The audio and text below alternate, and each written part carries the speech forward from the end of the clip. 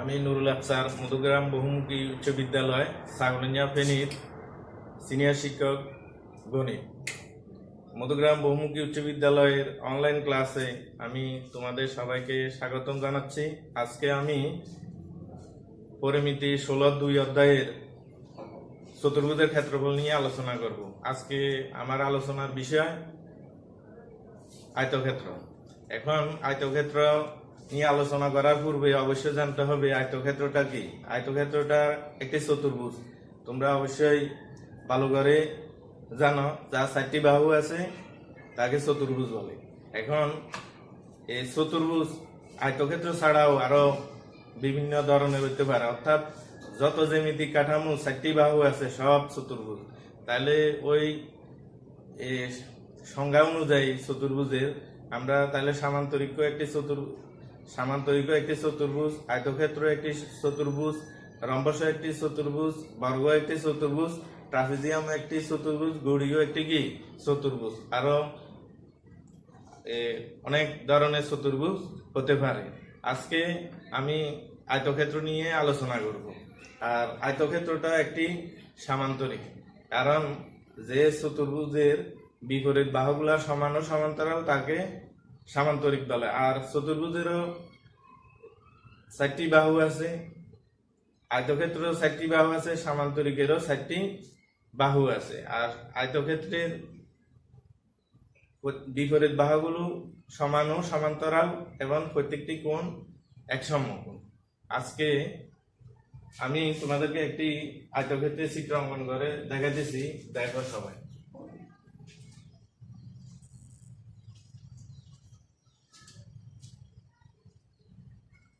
এখন চিত্রতে একটি কাঠামো দেখা যায়, দেখো এটা 4টা বাহু আছে, ABCD, একটি আয়তক্ষেত্র, কারণ এর AD বাহু BC বাহু সমান, আর AB বাহু আর CD বাহু কি সমান। তাহলে এটা একটা চতুর্ভুজ, আবার এর প্রত্যেকটা কোণ 90 ডিগ্রি। তাহলে এই যে চিত্রটা দেখতেছ এটা একটা আয়তক্ষেত্র, আবার এটা একটা চতুর্ভুজ, আবার এটা একটা সামান্তরিক হয়, কারণ এর বিপরীত বাহুগুলা সমান ও সমান্তরাল। আর সামান্তরিক থেকে আয়তক্ষেত্রের আরেকটু ভিন্নতা হলো এটাই, সামান্তরিকের কোণগুলো 90 ডিগ্রি হতেও পারে, না হতে পারে, কিন্তু আয়তক্ষেত্রের প্রত্যেকটা কোণ 90 ডিগ্রি। তাই আমরা বলতে পারি 4 বাহু দ্বারা আবদ্ধ ক্ষেত্র অর্থাৎ চতুর্ভুজে বিপরীত বাহুগুলা যদি সমান ও সমান্তরাল হয়, প্রত্যেকটি কোণ যদি 90 ডিগ্রি হয়, তাকে আয়তক্ষেত্র বলে, আবার সামান্তরিকে বলে। তাই আমি বলতে পারি আয়তক্ষেত্র হলে সামান্তরিক হবে, তবে প্রত্যেক সামান্তরিক আয়তক্ষেত্র নয়। তাহলে আজকে আমি এই আয়তক্ষেত্রের এই ক্ষেত্রফল কিভাবে নির্ণয় করে, ক্ষেত্রফল নির্ণয়ের সূত্র, এর কর্ণ কিভাবে নির্ণয় করে, পরিসীমা কিভাবে নির্ণয় করে, এগুলা নিয়ে আলোচনা করব। এখন দেখো আয়তক্ষেত্রের ক্ষেত্রফল নির্ণয়ের সূত্র।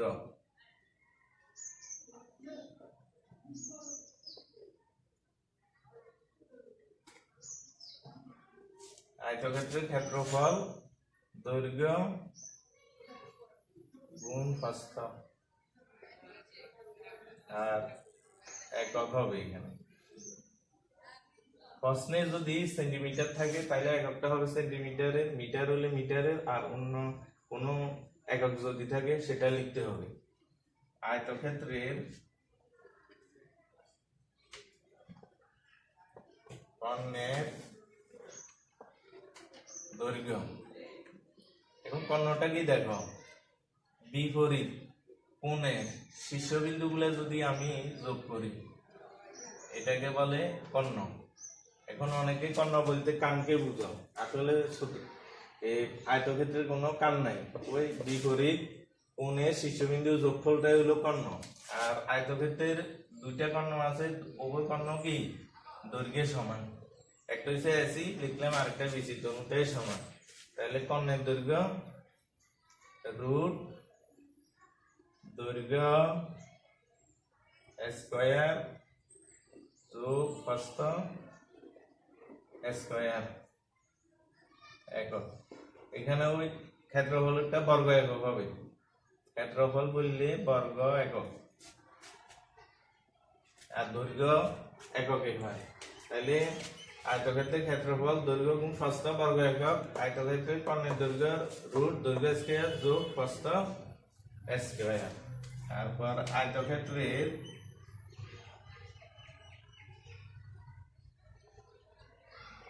পরিসীমা টু ব্র্যাকেটের ভিতরে দৈর্ঘ্য যোগ প্রস্থ আর হবে একক। আমি আবার বলতেছি যে চতুর্ভুজের বিপরীত বাহুগুলা সমান ও সমান্তরাল, এর প্রত্যেকটি কোণ সমকোণ অর্থাৎ 90 ডিগ্রি, তাকে আয়ত বলে। এমন আয়ত একটি সামান্তরিক। আয়তক্ষেত্রের ক্ষেত্রফল আয়তক্ষেত্রের দৈর্ঘ্য গুণ আয়তক্ষেত্রের প্রস্থ বর্গ একক। আয়তক্ষেত্রের কর্ণের দৈর্ঘ্য √, দৈর্ঘ্যের বর্গ যোগ প্রস্থের বর্গ একক। আয়তক্ষেত্রের পরিসীমা 2 দৈর্ঘ্য 2 ইন্টু দৈর্ঘ্য যোগ প্রস্থ একক। এগুলা অবশ্যই তোমাকে জানতে হবে। তুমি যখন আয়তক্ষেত্রের ক্ষেত্রফল, আয়তক্ষেত্রের কর্ণের দৈর্ঘ্য, আয়তক্ষেত্রের পরিসীমা এগুলা নির্ণয় করবে। সূত্র যদি জানা না থাকে সমস্যা সমাধান করা সম্ভব নয়। তাহলে প্রথমে এগুলা আমাদেরকে মুখস্থ, অর্থাৎ আমাদেরকে অবশ্যই জানতে হবে। এগুলা যদি জানা থাকে আমরা সমস্যার সমাধান করতে পারি। তাহলে আজকে আমি আয়তক্ষেত্রের একটি সমস্যার সমাধান করতে যাচ্ছি। সবাই সূত্রগুলো মনে রাখবে এবং সমস্যাটা কিভাবে সমাধান করতেছি একটু সবাই দেখো।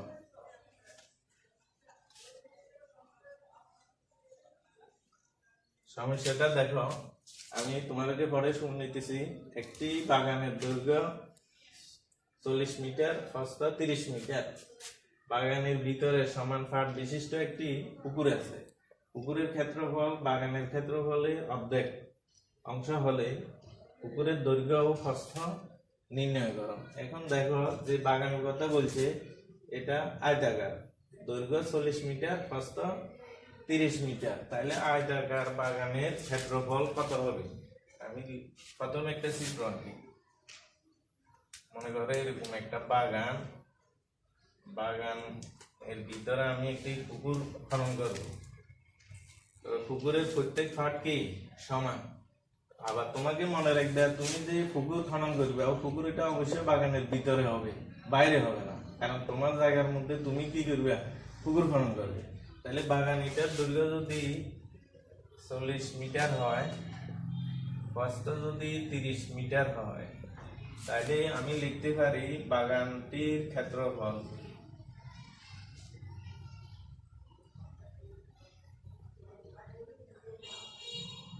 বাগানটির দৈর্ঘ্য গুণ বাগানটির প্রস্থ বর্গ একক। এখন বাগানের দৈর্ঘ্য 40 মিটার, প্রস্থ 30 মিটার লিখলাম, আর মিটারে মিটারে গুণ করলে বর্গ মিটার। ঠিক আছে, 3 আর 4 গুণ করলে 12, 4 সাথে একটা শূন্য ছিল 3 সাথে, তাহলে দুটোটা শূন্য বসবে, বর্গ মিটার। তাহলে আমি বাগানটার ভিতরে কতটুকু জায়গা আছে এটা বাইর করলাম। বাগানটির ক্ষেত্রফল, বাগানটির দৈর্ঘ্য প্রস্থ, দৈর্ঘ্য 40, প্রস্থ 30 গুণ করার পর পেলাম 1200 বর্গ মিটার। এই পর্যন্ত। এখন বাগানটার ভিতরে সমান পাট বিশিষ্ট একটা পুকুর খনন করা হলো। আমি পুকুরের পাটগুলো অঙ্কন করে তোমাদেরকে দেখাই দিছি।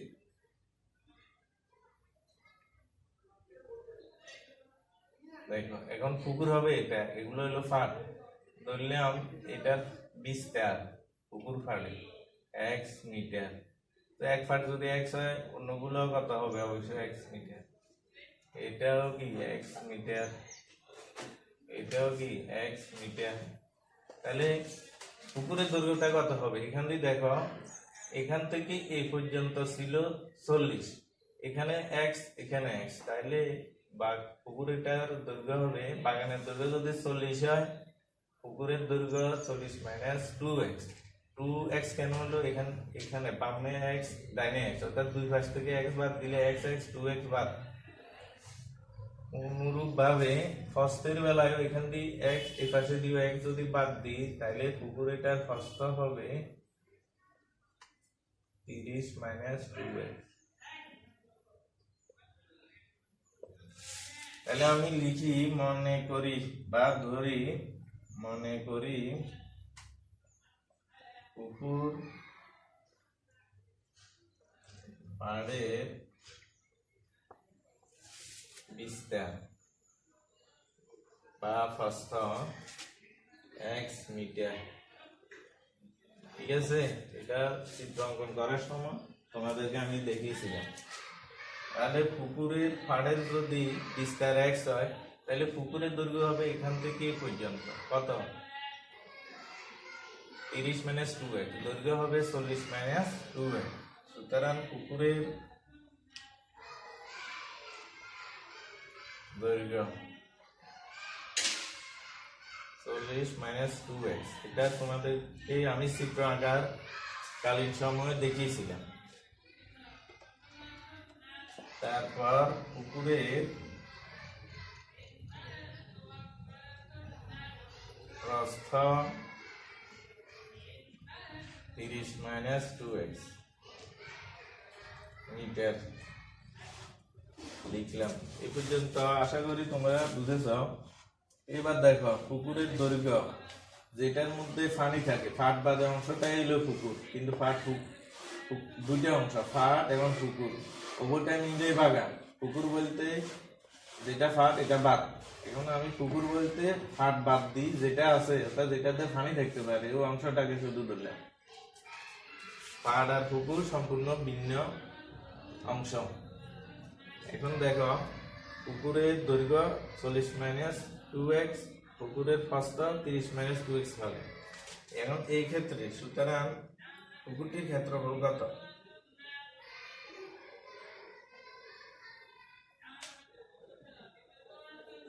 আমরা আগেও দেখেছ পুকুরেটাও আয়তাকার, যদি আয়তাকার কোনো বস্তু হয় তার ক্ষেত্রফল হলো দৈর্ঘ্য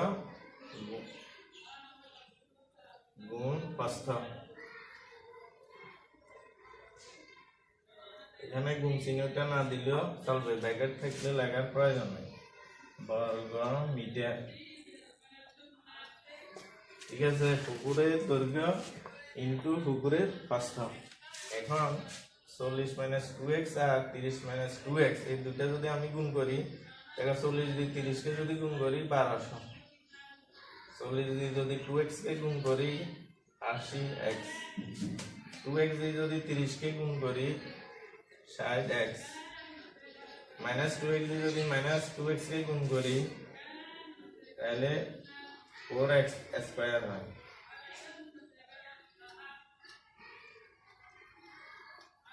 ঠিক আছে, এবার এটাকে যদি আমি রেগুলার সদৃশ যদি যোগ করি, 80 এর সাইডে যদি যোগ করা হয় তাহলে হয় 140x ও x স্কয়ার বর্গ মিটার। আমি যেটা পাইলাম আমার হিসাবে যখন পুকুর পাড়ের বিস্তার x মিটার ধরেছি, তখন পুকুরটির ক্ষেত্রফল 1200 minus 140x plus 4x square বর্গ মিটার। কিন্তু প্রশ্নে দেওয়া আছে পুকুরের ক্ষেত্রফল বাগানের ক্ষেত্রফলের অংশ। ঠিক আছে, তাহলে এই পর্যন্ত তোমরা অবশ্যই বুঝেছ এবং আমার লেখার সাথে সাথে এখন পর্যন্ত লিখে নিয়েছ। আমি এটা এখন বুঝতেছি, এরপরে লিখতে পারি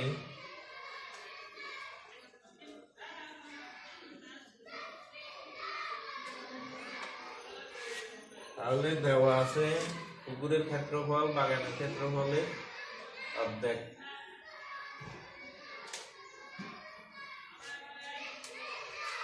দেওয়া আছে পুকুরের ক্ষেত্রফল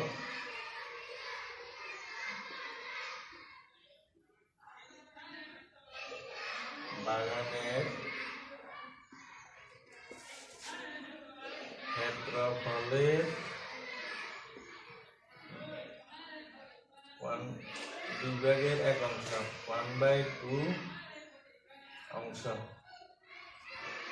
এটাকে আমরা লিখতে পারি, অর্থাৎ পুকুরের ক্ষেত্রফল বাগানের ক্ষেত্রফলের এত অংশ, অর্থাৎ পুকুরের ক্ষেত্রফল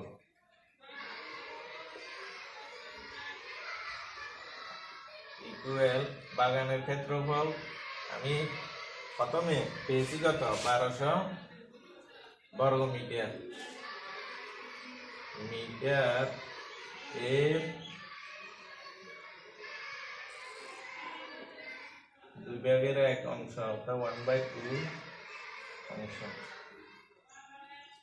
আর পুকুরের ক্ষেত্রফল পেয়েছি, এখানে দেখো 1200 minus 140x plus 4x square, তাহলে 1200 মাইনাস 140x ও প্লাস 4x স্কয়ার ইকুয়াল 1200 যদি 2 ভাগের 1 অংশ হয় তাহলে হয় 600। ঠিক আছে, তারপরে ডান পাশে 600, এটারে বাম পাশে যদি নিয়ে আসি তাহলে হয় মাইনাস, অর্থাৎ এক পাশ থেকে অপর পাশে যদি কোনো রাশি অর্থাৎ স্থান বিনিময় এক পাশ বাম থেকে ডাইনে, ডাইন থেকে যদি বামে যায়, কোনো সংখ্যা ধনাত্মক হলে এটা ঋণাত্মক হয়, ঋণাত্মক হলে ধনাত্মক হয়। ডাইন পাশে 600 প্লাস অর্থাৎ ধনাত্মক ছিল, বাম পাশে রাশি এটা ঋণাত্মক হলো। এবার দেখো 4x স্কয়ার মাইনাস 140x, 1200 থেকে 600 যদি তুমি মাইনাস করো আর থাকে কত 600। ঠিক আছে, এবার 4x স্কয়ার 140 600 এগুলাকে যদি তুমি 4 দিয়ে ভাগ করো, দেখো এটাতে এখানে থাকে x স্কয়ার, এখানে থাকে 140 কে যদি তুমি 4 দিয়ে ভাগ করো, দেখো কত হয়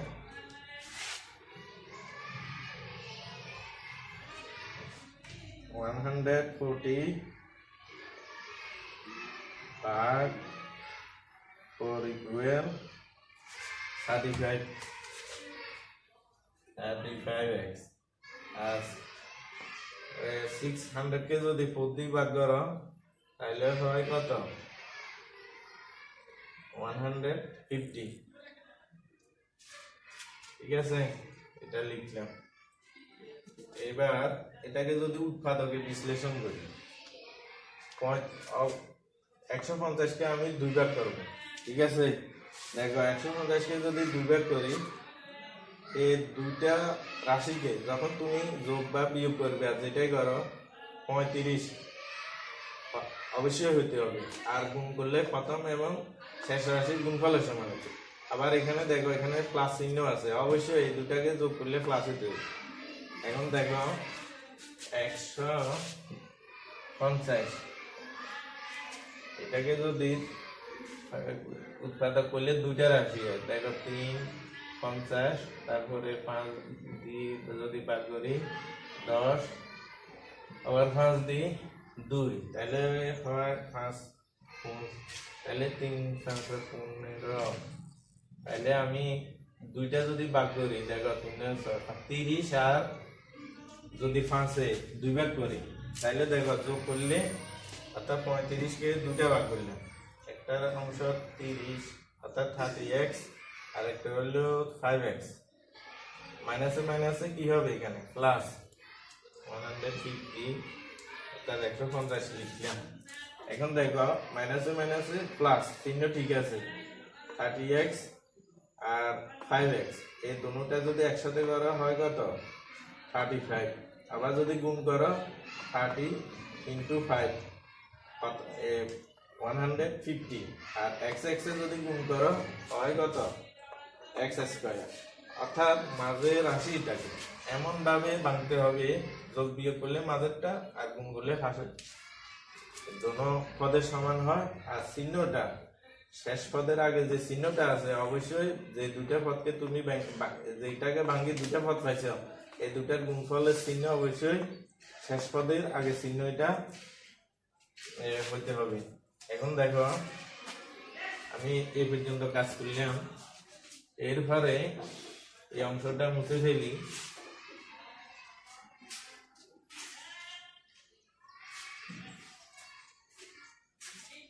তাহলে এরপরে লিখতে পারি, বা যদি x কমন নিয়ে x মাইনাস 30 ইন্টু, যদি 5 কমন নিয়ে x মাইনাস 30 ইকুয়াল 0।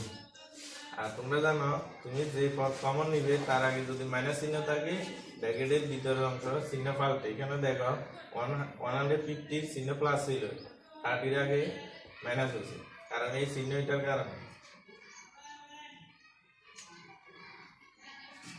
এখন আমি যদি x মাইনাস 30 কমন নিই, তাহলে থাকে আরেকটা পদ থাকে অংশ উৎপাদক x মাইনাস 5। লিখতে পারি হয় x মাইনাস 30 ইকুয়াল 0, x সমান 30।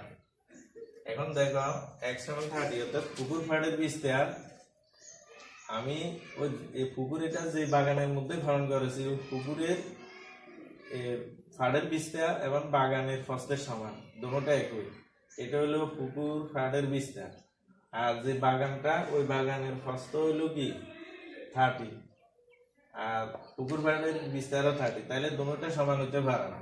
ফাড় যদি বাগানের ফস্তের সমান হয় তাহলে এটা অবাস্তব হয়। এই কারণে আমি এটা গ্রহণযোগ্য নয় লিখতে পারি, কারণ পুকুর ফাড়ের বিস্তার আর বাগানের প্রস্থ সমান, এটা হতে পারে না। অথবা x minus 5 equal 0, সুতরাং x সমান 5, তাহলে এটা হতে পারে। কারণ পুকুর ফাড়ের বিস্তার পুকুরের যে জায়গার মধ্যে আমি পুকুর খনন করেছি, ওই পুকুরের দৈর্ঘ্য আর প্রস্থ থেকে কম, অর্থাৎ কোনোভাবে 30 অথবা 30 থেকে বেশি হতে পারবে না। সুতরাং আমি লিখতে পারি, আমি যখন x এর মান অর্থাৎ পুকুরের ফাড়ের বিস্তার পেয়েছি, তখন লিখতে পারি পুকুরের দৈর্ঘ্য কত, এটা লিখতে পারি। আমি অবশ্যই জানি পুকুরের দৈর্ঘ্য 40 মাইনাস 2x, অর্থাৎ 40 মাইনাস 2x। এটা আমি আগে লিখেছিলাম যখন চিত্র অঙ্কন করেছি। এখন লিখতেছি 40 মাইনাস 2x, না লিখে আমি 5 লিখব। তাহলে কত হয় 40 মাইনাস 10, অর্থাৎ 40 থেকে যদি 10 বাদ দিই তাকে 30।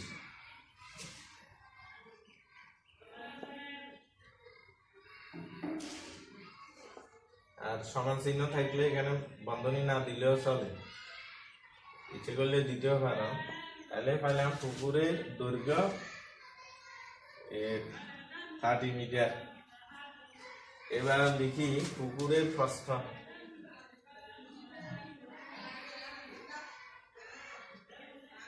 পুকুরের প্রস্থ 30 মাইনাস 2x মিটার। এটা লিখতে পারি 30 মাইনাস 2x, না লিখে 5 লিখতে পারি। 30 থেকে যদি 10 বাদ দিই থাকে কত 20। তাহলে আমি লিখতে পারি 20 মিটার। অর্থাৎ যে জমি অর্থাৎ বাগানের দৈর্ঘ্য 40 মিটার, প্রস্থ 30 মিটার, ওই জমির মাঝে 5 মিটার ফাট বিশিষ্ট যদি তুমি পুকুর খনন করো, ওই পুকুরের দৈর্ঘ্য হবে 30 মিটার, প্রস্থ হবে 20 মিটার। তাহলে আজকে আমাদের যে সমস্যাটি ছিল, যেটা সমাধান করার জন্য বলা হয়েছিল পুকুরের দৈর্ঘ্য প্রস্থ নির্ণয় করা, তাহলে আমি এই সমস্যা থেকে সমাধান পেয়েছি। পুকুরটির দৈর্ঘ্য 30 মিটার, পুকুরের প্রস্থ 40 মিটার। ঠিক আছে, আজকে এই পর্যন্ত। পরবর্তী ক্লাসের জন্য তোমাদেরকে ধন্যবাদ।